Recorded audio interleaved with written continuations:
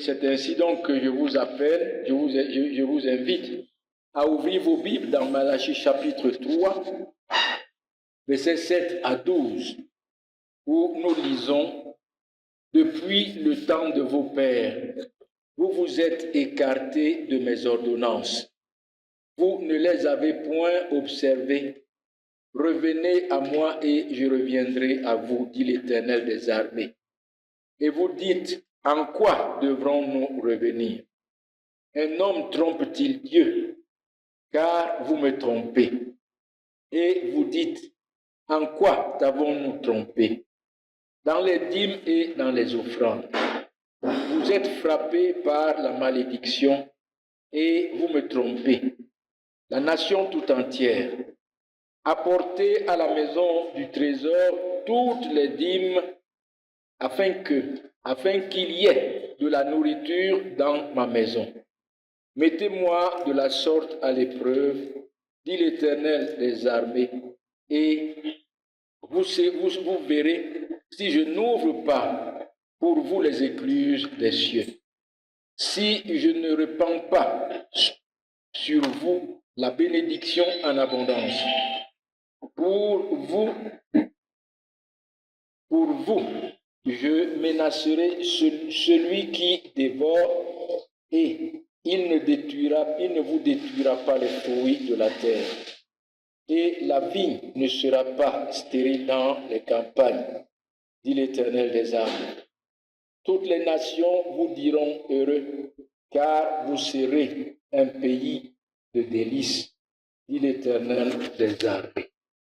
Voilà le texte de notre message de ce soir.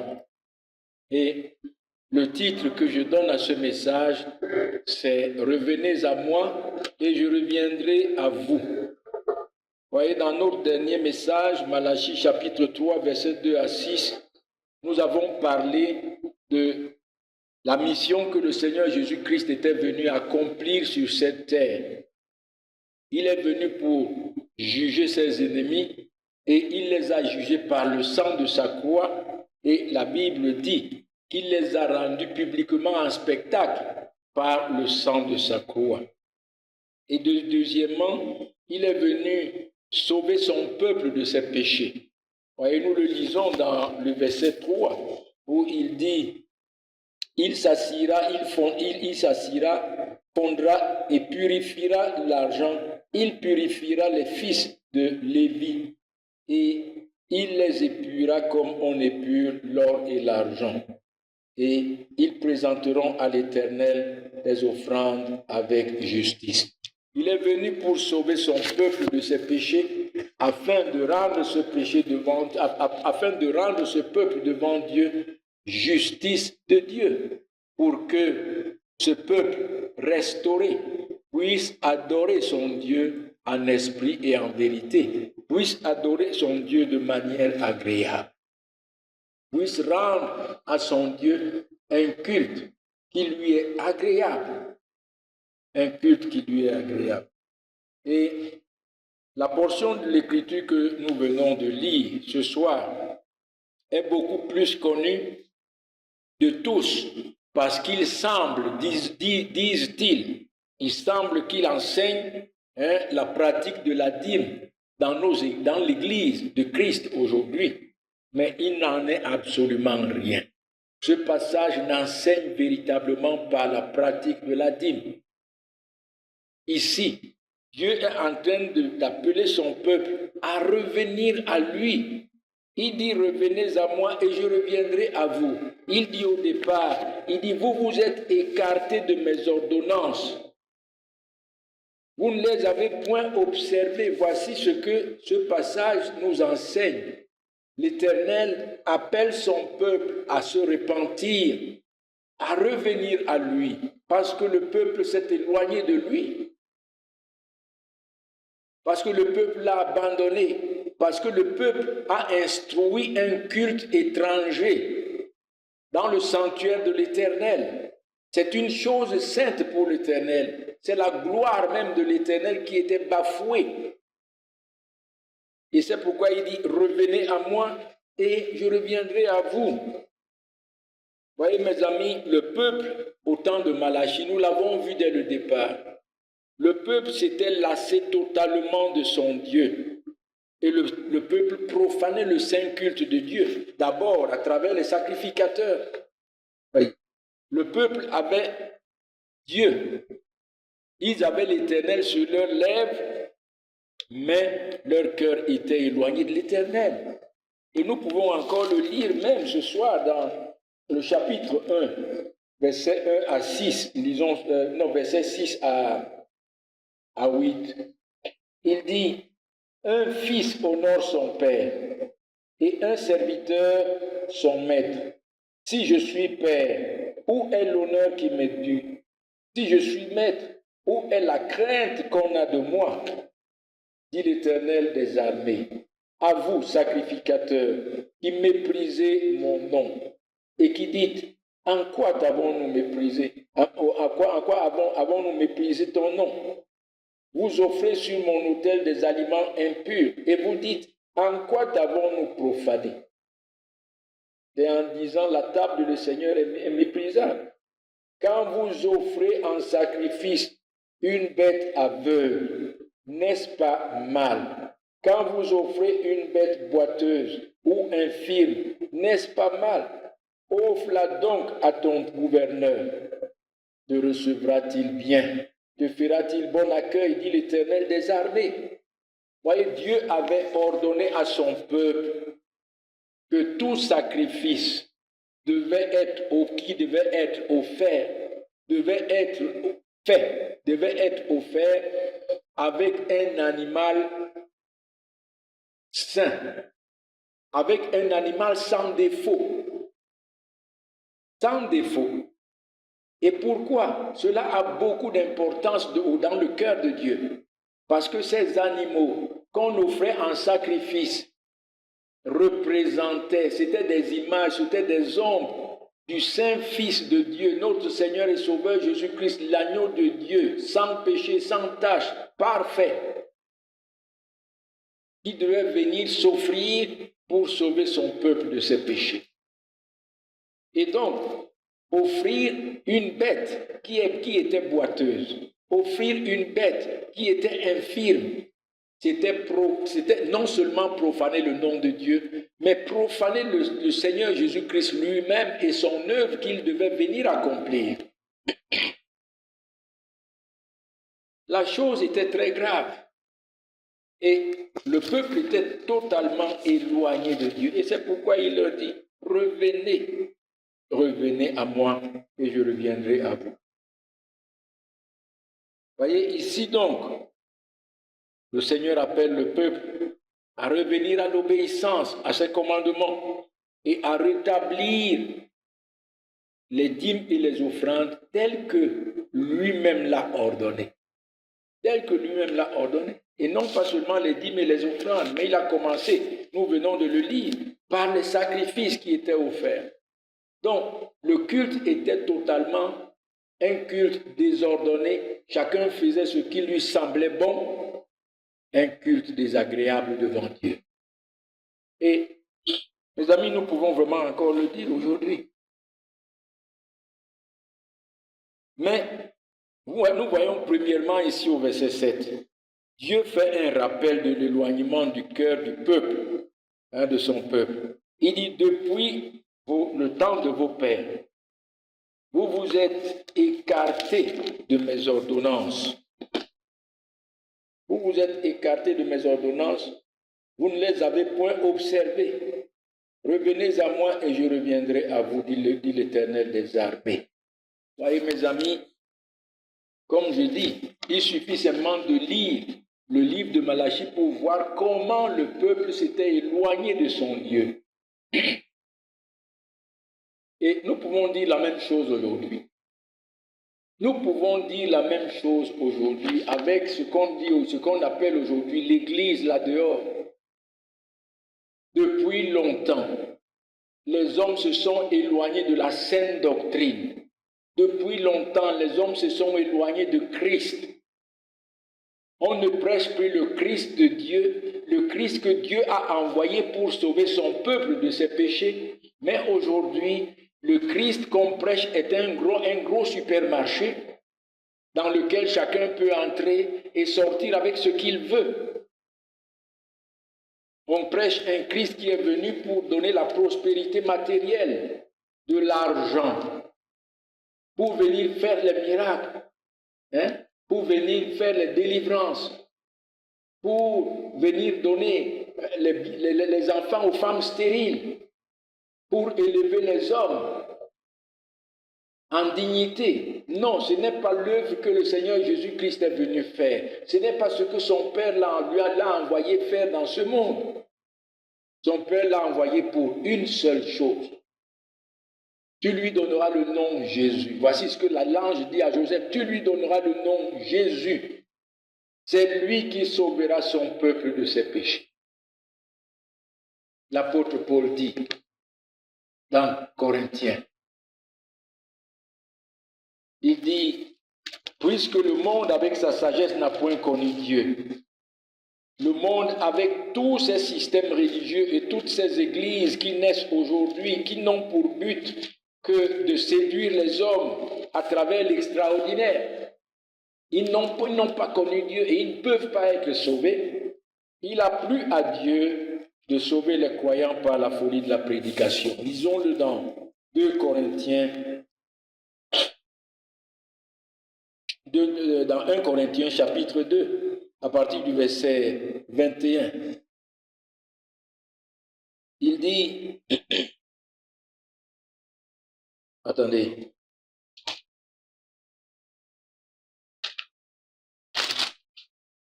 non, c'est plutôt dans 1 Corinthiens, s'il vous plaît. 1 Corinthiens, chapitre 1, non pas le chapitre 2. Il dit, puisque, verset 21, puisque le monde, avec sa sagesse, n'a point connu Dieu, dans la sagesse de Dieu, il a plu à Dieu de sauver les croyants par la folie de la prédication. Les Juifs demandent les miracles et les Grecs cherchent la sagesse.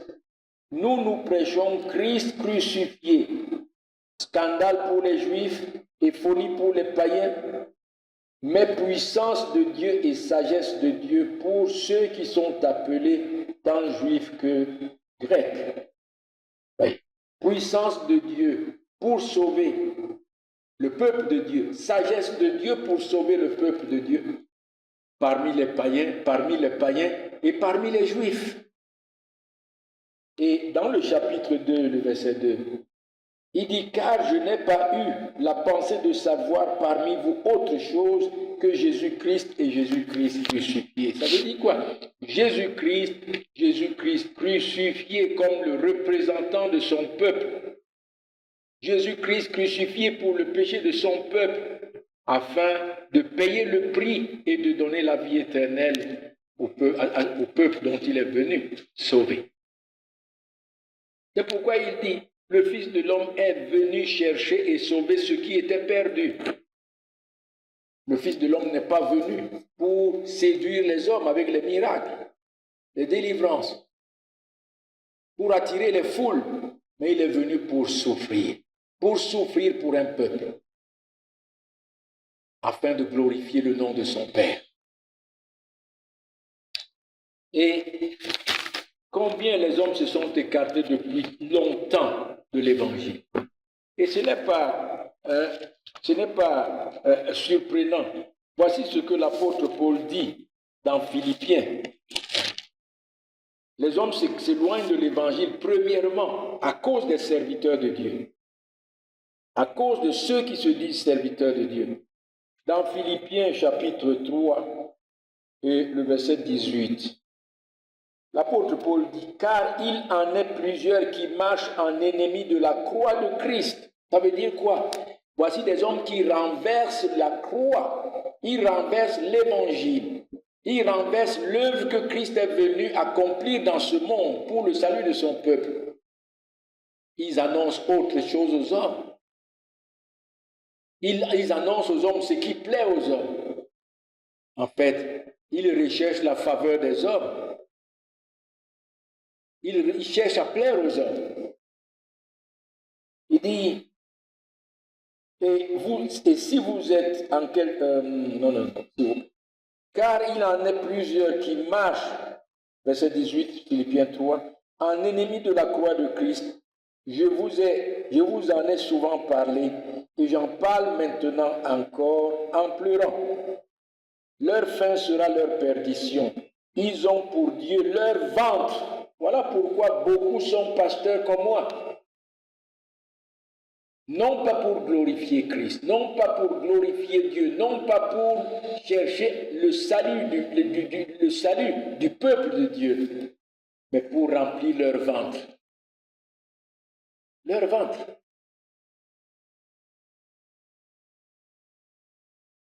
Ils mettent leur gloire dans les choses,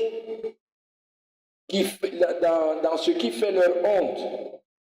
Ils ne pensent qu'aux choses de la terre. Voyez. Mais notre cité, à nous, est dans les cieux, d'où nous attendons aussi comme sauveur le Seigneur Jésus-Christ. Il revient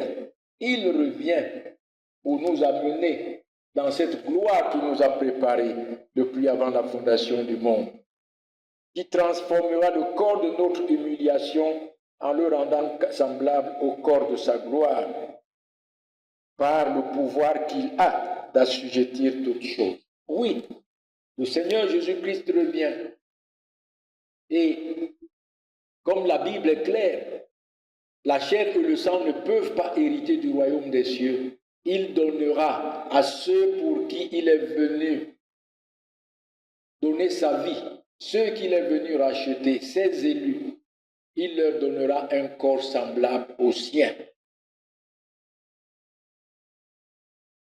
Un corps qui n'est plus influencé par le péché, par la famine, par la soif, mais un corps céleste. Un corps comme le sien. Et il entrera dans sa gloire avec eux. Et nous pouvons encore lire, non seulement les pasteurs qui s'écartent de l'évangile, mais l'apôtre Paul nous montre que les hommes eux-mêmes aujourd'hui ne veulent plus entendre la saine doctrine. Et eux-mêmes, ils cherchent des hommes qui vont leur annoncer ce qu'ils veulent entendre et non pas la saine doctrine et non pas l'évangile de Christ. Dans 2 Timothée, chapitre 4, verset 1, il est écrit: je t'en conjure devant Dieu et devant Jésus-Christ, qui doit juger les vivants et les morts, et au nom de son apparition et de son royaume. Prêche la parole, insiste en toute occasion, favorable ou non, reprend, censure, exhorte avec toute douceur et en instruisant. Car il viendra un temps où les hommes ne supporteront pas la saine doctrine, mais ayant la démangeaison d'entendre des choses agréables, des choses qui leur plaisent, ils se donneront une foule de docteurs selon leurs propres désirs, détourneront l'oreille de la vérité et se tourneront vers les fables. Mais toi, sois sobre en toutes choses, supporte les souffrances, mais fais l'œuvre d'un évangéliste, remplis bien ton ministère. Vous voyez, l'apôtre Paul dit, je t'en conjure, j'insiste, devant Dieu, devant le Seigneur Jésus-Christ qui doit venir, devant le Seigneur Jésus-Christ qui doit venir pour juger les vivants et les morts. Prêche la parole, insiste, que les hommes écoutent, qu'ils n'écoutent pas. Trouve toujours des occasions pour annoncer le Christ crucifié. Parce que les hommes n'aiment pas la saine doctrine. Et c'est pourquoi ils suivent toute cette foule de prophètes. Eux-mêmes, ils suscitent des prophètes. Selon ce qui leur convient, selon ce qui est agréable à leur cœur, selon ce qu'ils veulent entendre. Ah, mes amis, les hommes se sont écartés de l'évangile depuis longtemps. Ils se sont écartés, ils se sont éloignés de Christ depuis longtemps. Depuis longtemps. Et ici, non seulement ils se sont éloignés de Christ, de Dieu, ici dans Malachie, mais, comme je disais au départ, les hommes ont établi un culte étranger. Ils ne donnaient plus les dîmes, ou bien ils ne les donnaient plus de manière parfaite. Et c'est ainsi que les sacrificateurs avaient faim, pour certains, sinon beaucoup. Ils avaient faim et ils ne pouvaient plus accomplir, ils n'avaient plus, n'est-ce pas, le courage ni la force d'accomplir cette œuvre de la gloire de Dieu dans le sanctuaire. Voyez, dans Néhémie chapitre 13, Néhémie était venu après Esdras.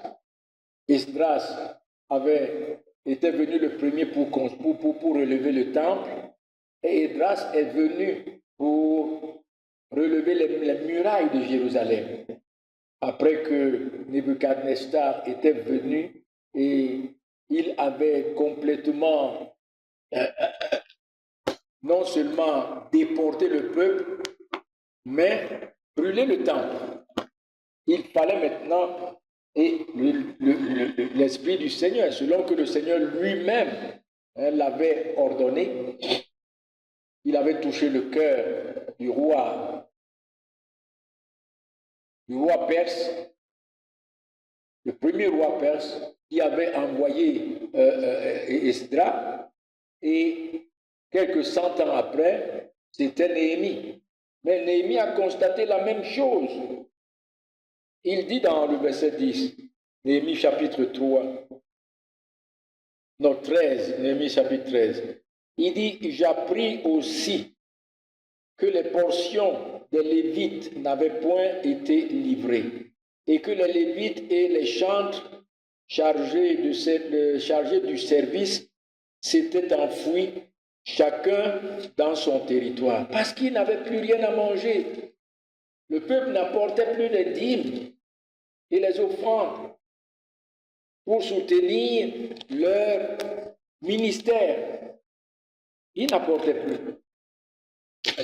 Et c'était la même époque, parce qu'après Esdras, après Néhémie, Malachie est venu plus tard pour mettre à nu cette situation dont le peuple, en fait, cet état de décadence spirituelle et morale dans lequel le peuple s'était plongé. Et c'est ce que nous voyons ici. Mais quelle était l'importance des dîmes, comme nous voyons ici? Premièrement, Néhémie le dit, les dîmes et les offrandes avaient pour but de soutenir le sacerdoce lévitique. Vous voyez, le sacerdoce lévitique, le service que les sacrificateurs et les lévites accomplissaient jour après jour dans le sanctuaire. Ils représentaient le peuple devant Dieu. Ils étaient là pour satisfaire Dieu à la place du peuple et pour intercéder pour le peuple. Et comme ces hommes n'avaient pas eu d'héritage, ils étaient la portion de Dieu lui-même, et Dieu avait ordonné au peuple de prendre soin de ces hommes en les nourrissant par le 10e de leur récolte, le 10e de leur avoir.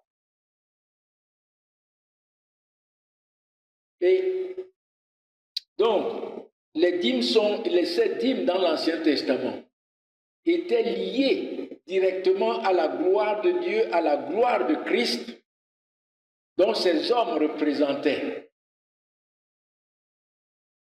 Et les dîmes devaient être pratiquées jusqu'à la venue de Christ, le grand souverain sacrificateur, qui a fait de tous ceux dont il a racheté un peuple de sacrificateurs. Il n'y a plus aujourd'hui de sacrificateurs selon l'Ancien Testament pour dire qu'il faut lui donner la dîme. Nous en parlerons peut-être au prochain message. Il va falloir que je m'arrête pour parler de la dîme. Donc les dîmes étaient directement liées à la gloire de Dieu dans le service qui s'accomplissait dans le sanctuaire. Et les dîmes soutenaient ces hommes qui accomplissaient ce ministère devant Dieu pour le peuple. Deuxièmement, les dîmes et les offrandes étaient la part de la part de Dieu, la part que le peuple devait donner à Dieu. Et Dieu a dit donc au peuple de donner aux sacrificateurs afin que ce qui lui revient soit leur nourriture. Et en ne pas donnant, en arrêtant de donner les dîmes, ces hommes étaient en train de déshonorer Dieu. Ces hommes étaient en train de voler à Dieu. C'est qu'il dit, c'est pourquoi il dit, vous me volez, vous me trompez. Vous me trompez. Ces hommes étaient en train de voler Dieu, de le tromper, parce que c'était sa part, les dîmes étaient sa part. C'est vrai, c'est les sacrificateurs qui en bénéficiaient, mais c'était la part de Dieu. Et c'est ainsi que les dîmes devaient être données pour que le service dans le sanctuaire soit ininterrompu, jusqu'à ce que le Seigneur Jésus-Christ vienne. Il fallait honorer Dieu. Vous voyez comment ces hommes déshonoraient Dieu, comment ces hommes méprisaient Dieu en lui privant de sa part pour ses serviteurs. Et troisièmement, nous pouvons lui dire aussi, les dîmes et les offrandes volontaires faisaient partie de l'expression de l'amour et de l'obéissance du peuple à son Dieu, Ainsi, l'Éternel ici appelle son peuple. Revenez, n'abandonnez pas mon culte, n'abandonnez pas mon sanctuaire. Revenez. Et si vous revenez, alors je reviendrai à vous. Parce qu'en réalité, le peuple, l'Éternel lui aussi avait tourné le dos à son peuple. Et c'est pourquoi il parle de la malédiction dans le verset 9. Les malédictions qu'il avait même déjà promis dans le chapitre 1. Dans le chapitre 1, bien le chapitre 2, nous allons le lire. Ici, dans le chapitre 8, nous voyons que l'Éternel dit que le peuple trompe. Le peuple trompe son Dieu dans les dîmes et dans les offrandes. Un homme trompe-t-il Dieu? Car vous me trompez. Nous ne pouvons pas tromper Dieu. Il voit tout, il sait tout, il voit toutes nos actions, il voit nos cœurs. Il voit nos cœurs. Mais de manière très incrédule, ces hommes sont en train de dire, en quoi t'avons-nous trompé? Et cela démontre beaucoup de choses. Cela démontre en réalité que ces hommes n'avaient plus rien à voir avec leur Dieu. Ils ne prenaient plus la gloire de Dieu à cœur. Dieu, il s'était lassé totalement de Dieu. Et de manière incrédule, en quoi t'avons-nous trompé? Oubliant que Dieu voit ce qu'ils font. Que Dieu voit leur cœur, il voit leurs actions. Voyez mes amis, écoutez-le bien, hein? Vous ne pouvez pas tromper Dieu, vous ne pouvez que vous tromper vous-même. Vous ne pouvez que vous tromper vous-même. Si vous n'accomplissez pas votre devoir envers Dieu, vous vous trompez vous-même, vous ne trompez pas Dieu.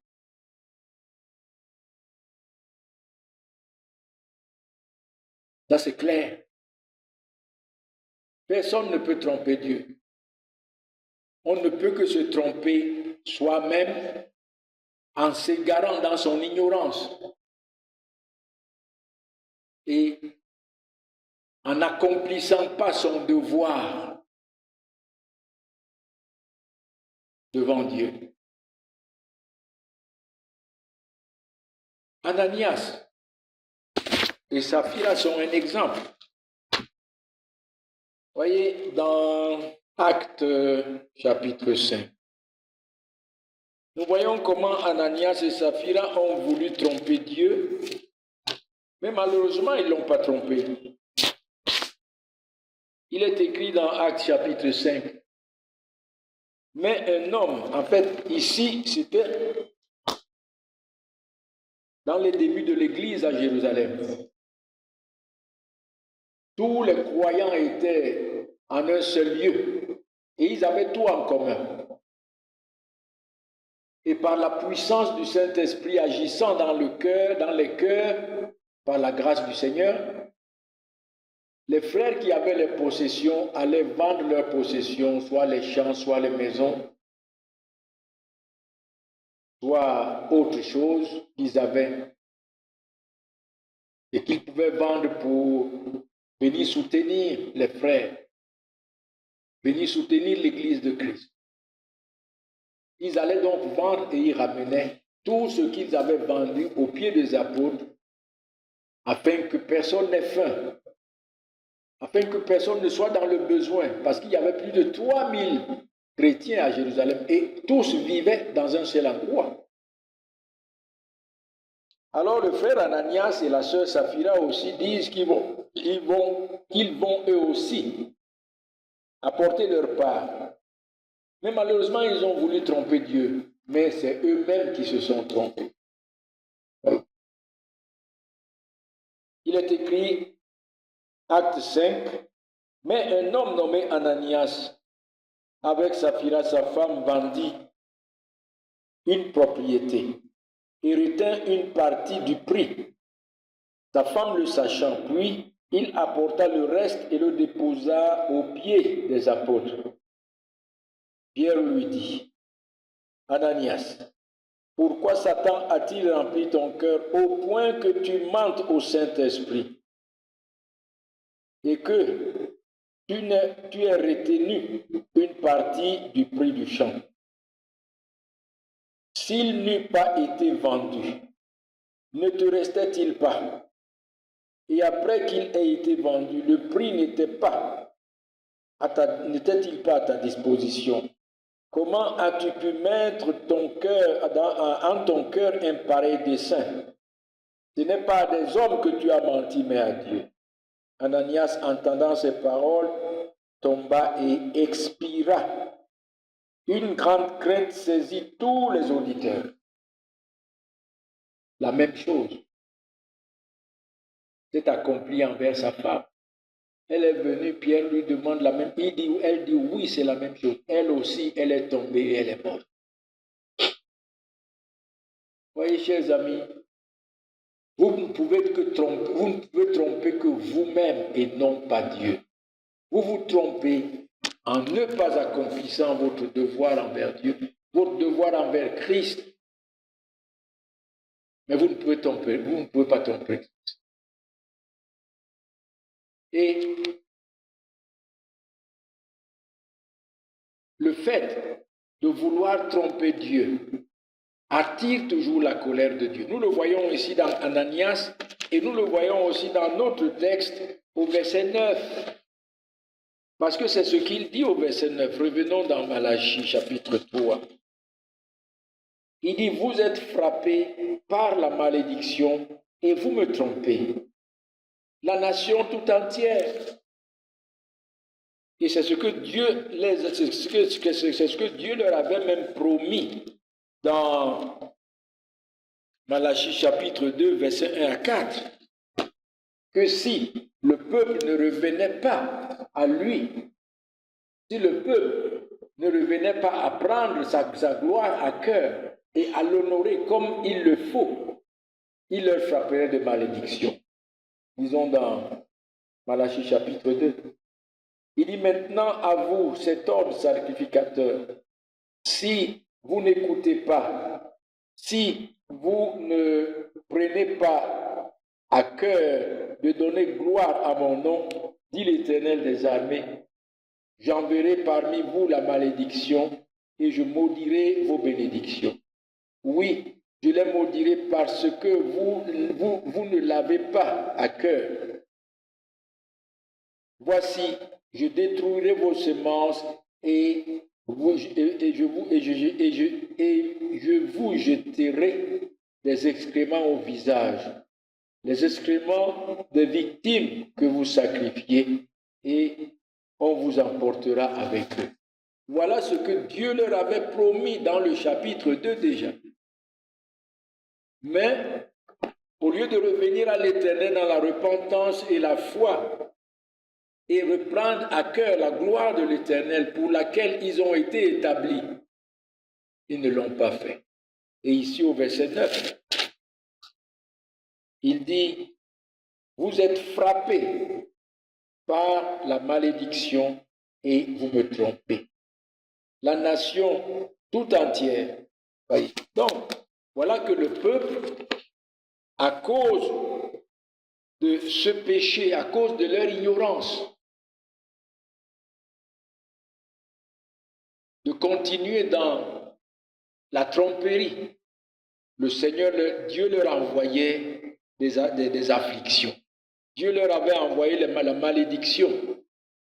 Effectivement, les animaux ravageaient leurs champs, leurs récoltes, leur culture, mais ils ne comprenaient pas.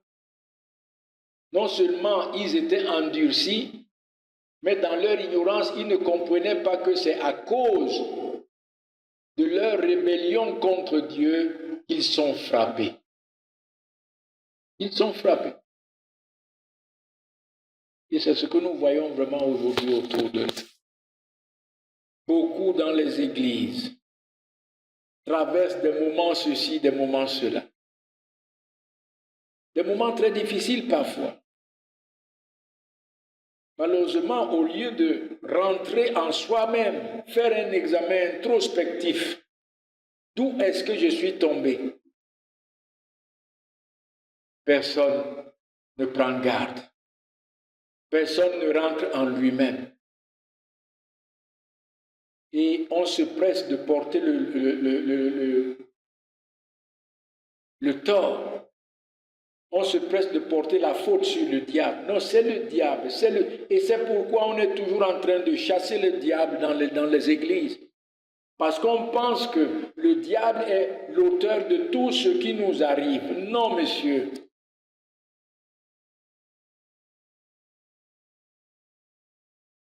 C'est Dieu qui ordonne toutes choses. Et Dieu il punit notre péché. Il punit notre péché. Nous péchons contre lui et il punit notre péché. D'une manière ou d'une autre. Parfois, avec des très grandes souffrances. Dans 1 Corinthiens chapitre 11, parlant de la Sainte Seine, l'apôtre Paul dit que ceux qui prennent indignement le corps de Christ, sans discerner le corps de Christ, le corps et le sang de Christ, beaucoup avaient été frappés par la mort, beaucoup avaient été frappés par des infirmités, beaucoup étaient malades. Mais les hommes, les frères ne revenaient pas à eux-mêmes pour comprendre que non, il faut que je me repente. Et c'est ainsi dans les églises aujourd'hui. Un peu comme ça, c'est le diable. On ne peut même pas s'asseoir pour voir qu'est-ce que moi j'ai fait pour que ceci arrive. Est-ce que je ne serai pas la cause de ce qui m'arrive? Et c'est ainsi que ces hommes se comportaient ici. Dans leur ignorance et dans l'endurcissement de leur cœur, comme aujourd'hui dans les églises. On a tout pris, on a mis sur le dos du diable et on a complètement fermé les yeux des hommes pour qu'ils ne voient pas, fermé leurs oreilles pour qu'ils ne comprennent pas et endurci leur cœur parce que tout est le diable. Nos chers amis, vous qui dites que vous êtes chrétiens, que le Seigneur donne sa grâce, afin que vous soyez des hommes et des femmes qui vous examinez constamment constamment. La Bible elle-même dit, examinez-vous vous-même si vous êtes dans la foi. Nous devons nous examiner, surtout lorsque nous sommes devant certaines situations. Cela doit nous interpeller. Voyez, le peuple était frappé par la malédiction, mais le peuple ne comprenait rien. Toute la nation entière, personne ne comprenait rien. Insensible, endurci, aveugle. Comme je le dis aujourd'hui, ce qui se passe dans nos églises ici. Mais, versets 10 à 12, nous voyons un Dieu miséricordieux et compatissant, lent à la colère et riche en bonté. Et à cause de son peuple, qui était parmi ce peuple incrédule, ce peuple rebelle, le Seigneur promet de restaurer son peuple. Il promet de faire grâce à son peuple.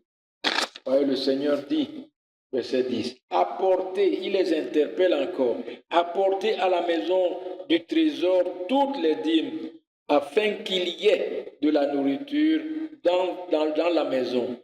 Mettez-moi de la sorte à l'épreuve, dit l'Éternel, et vous verrez si je n'ouvre pas pour vous les écluses des cieux. Revenez et vous verrez si je ne reviens pas. Il n'est pas dit ici, donnez les dîmes et Dieu va vous bénir à travers les dîmes. Non. Mais vous vous êtes éloigné, vous vous êtes écarté de mes ordonnances. Revenez et je reviendrai à vous. Vous vous êtes écarté de l'évangile. Revenez. Et Christ sauvera votre âme. Nous voyons donc ici la richesse de la grande miséricorde de Dieu, de sa grande bonté, qui promet de restaurer son peuple. Il promet de restaurer son peuple. Et, mes amis,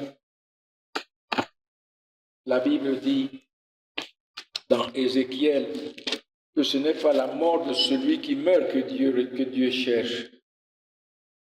Mais ce que Dieu veut, c'est que les hommes se convertissent et qu'ils vivent.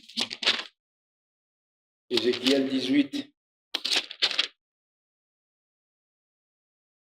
il dit, à partir du verset 29, disons là, il dit, la maison d'Israël dit, la voie du Seigneur n'est pas droite. C'est comme ces hommes ici c'est comme le peuple ici dans Malachie. Est-ce ma voix qui n'est pas droite, maison d'Israël? Ne sont-ce pas plutôt vos voix qui ne sont pas droites? C'est pourquoi je vous jugerai chacun selon ses voies. Maison d'Israël, dit l'Éternel des armées, revenez, détournez-vous de vos transgressions, afin que l'iniquité ne cause pas votre ruine. Rejetez loin de vous toutes les transgressions par lesquelles vous avez péché. Faites-vous un cœur nouveau et un esprit nouveau. Pourquoi mourriez-vous, maison d'Israël? Car je ne désire pas la mort de celui qui meurt, dit le Seigneur l'Éternel. Convertissez-vous et vous vivrez. Voyez, mes amis, c'est ce que l'Éternel est en train de dire ici à son peuple. Apportez dans ma maison de la nourriture et vous verrez. Revenez à moi et je reviendrai à vous. Dieu appelle son peuple à la repentance. Il n'est pas en train de dire à son peuple, donnez-moi les dîmes et je vais vous bénir par les dîmes. Ça, c'est la doctrine de l'homme. Cette doctrine qui ne voit pas l'intérêt de son âme, mais qui voit seulement son intérêt charnel. Son intérêt charnel. Que Dieu nous en garde. Alors ici, l'Éternel, verset 10, l'Éternel promet la bénédiction à son peuple, selon la grande richesse de sa grâce. Il promet d'ouvrir les écluses des cieux et de répandre la bénédiction en abondance sur son peuple. Il promet de prendre soin, verset 11, de leurs champs, de leur culture, de protéger leurs champs contre tout ce qui détruit ces animaux, qui dévorent et qui détruisaient leurs champs. Et l'Éternel promet de bénir. Il bénira leur récolte. Verset 11. Revenons dans notre texte. Verset 11. Il dit, pour vous, je menacerai celui qui dévore et il ne vous détruira pas les fruits de la terre. Et votre vigne ne sera pas stérile dans vos campagnes, dit l'Éternel des armées. Il bénira les récoltes, les productions. Et au verset 12, l'Éternel promet de restaurer son peuple et de faire de son peuple un objet d'admiration pour les nations alentour. De restaurer son peuple et de faire de son peuple l'objet de l'admiration. Et mes amis, c'est ainsi que nous étions, que le peuple de Dieu était mort dans son péché. Et selon la grande richesse de sa grande miséricorde, de son grand amour, il l'a ramené à lui par son Fils Jésus-Christ, qui nous a ramené à la mort, qui nous a ramené de la mort à la vie par son sacrifice offert sur la croix, par le prix qu'il a payé par son sang et la justice de Dieu qui l'a satisfait. Il a ramené le peuple de Dieu de la mort à la vie. Et sur ce peuple, il a répandu toutes les bénédictions de Dieu. C'est pourquoi la Bible nous dit, en lui habite corporellement toute la plénitude de la divinité. Et vous avez pleinement tout en lui, qui est le chef et la tête. Donc, qui est le chef de toute autorité, de toute domination. En Christ, le peuple de Dieu a tout. Ramené par la grâce de Dieu, de la mort à la vie. Lavé par le sang de notre Seigneur et Sauveur Jésus-Christ. Rendu saint et irréprochable devant lui. Et rendu enfant de Dieu par adoption, enfant d'adoption de Dieu et héritier de Dieu, co-héritier de Christ. Nous avons pleinement tout en Christ. Un peuple restauré. Un peuple qui est l'objet de l'admiration des nations. C'est ça l'Église de Christ. Elle a été rendue sainte et irréprochable, une Église glorieuse. Grâce soit rendue à Dieu par notre Seigneur et Sauveur Jésus-Christ. Bien, chers amis auditeurs de la 95.5 FM, le texte dont nous étudions ce soir ne nous parle pas des dîmes, mais du retour à l'obéissance, du retour à la repentance et à l'obéissance à son Dieu, dont le peuple s'était éloigné. La même chose. Nous vous appelons ce soir à revenir à Dieu dans la repentance envers Dieu et la foi en Jésus-Christ, afin que les écluses des cieux vous soient ouvertes. Dieu bénisse sa parole. Amen.